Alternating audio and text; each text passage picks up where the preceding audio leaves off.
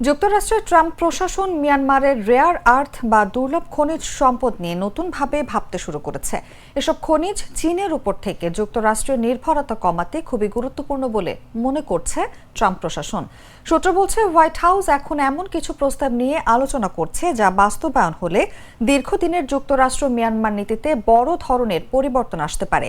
সূত্র জানায়, ট্রাম্প প্রশাসনের ভেতরে এখন দুটি ধরনের মত উঠে এসেছে। একটি পক্ষ বলছে, মিয়ানমারের সামরিক সরকারের সঙ্গে কথা বলে কাচিন বিদ্রোহীদের সঙ্গে শান্তি চুক্তি করিয়ে খনিজ উত্তোলনের পথ খুলে দিতে হবে। অন্য পক্ষ চাইছে, জান্তার সঙ্গে কথা না বলে সরাসরি কাচিন বিদ্রোহীদের সঙ্গে যুক্তরাষ্ট্র কাজ করুক। কাচিন অঞ্চলে মিয়ানমারের সবচেয়ে বেশি দুর্লভ খনিজের মজুত রয়েছে। এই খনিজ দিয়ে যুদ্ধবিমান ও উচ্চ প্রযুক্তির অস্ত্র তৈরি হয়। চীন এই খনিজ ব্যবহার করে বৈশ্বিক বাজারে বড় অংশ দখল করে রেখেছে।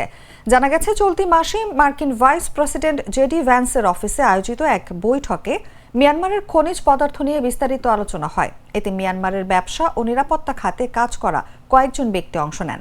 তারা পরামর্শ দেন, যুক্তরাষ্ট্র চাইলে মধ্যস্থতা করে মিয়ানমারে একটি আঞ্চলিক শান্তি চুক্তি করাতে পারে, যেটা খনিজ উত্তোলনের পথ খুলে দেবে। তবে এখনও এসব বিষয়ে কোনো চূড়ান্ত সিদ্ধান্ত হয়নি।